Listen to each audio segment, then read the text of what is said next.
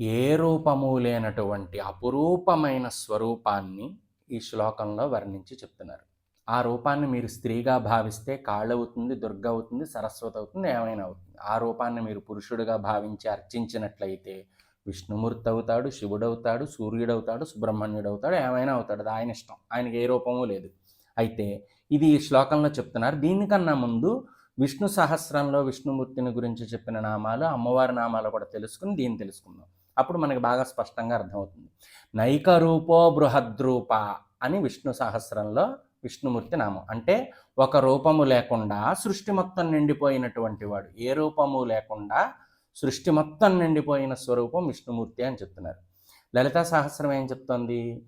నిత్యముక్త నిర్వికార నిష్ప్రపంచ నిరాశ్రయ నిత్యశుద్ధ నిత్యబుద్ధ నిరవధ్య నిరంతర. అంటే శాశ్వతమైన స్వరూపము, నిష్ప్రపంచ ప్రపంచం లేని స్వరూపము, అంటే ప్రపంచం అంతా నిండిపోయిన స్వరూపము అని అమ్మవారిని కీర్తిస్తుంది. ఇప్పుడు ఇక్కడ మన శ్లోకం ఏం చెప్తోంది? నిరామయం నిరాధారం నిస్సంగం నిష్ప్రపంచకం తేజోరూపం మహాభీమం ఏకబిల్వం శివార్పణం. మహాభీమం, మహారౌద్రం అని రెండు రకాలుగా చదువుతారు. ఏదైనా మహోగ్రమైన స్వరూపము అని అర్థం. అలాగే తేజోమయం అంటే గొప్ప తేజస్సు, కాంతి స్వరూపము కలిగినటువంటి వాడు. నిరామయం, ఆమయము అంటే వ్యాధి, ఎటువంటి వ్యాధి లేనటువంటి వాడు. అసలు జరామరణములు ఉంటే కదా వ్యాధి అనేది ఉండాలి. అది శరీరాన్ని ధరించిన వాళ్ళకు ఉంటుంది. కాబట్టి శాశ్వతమైన స్వరూపము నిరామయం. అలాగే నిరాధారం, దేన్ని ఆధారం చేసుకుని పరమేశ్వరుడు లేడు.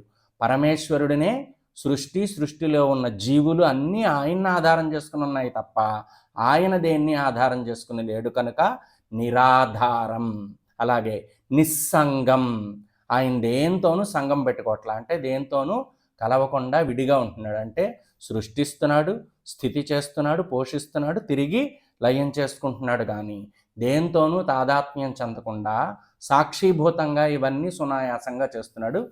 నిస్సంగం. అలాగే నిష్ప్రపంచకం, ఆయనకి ప్రపంచమే లేదు. ఎందుకు?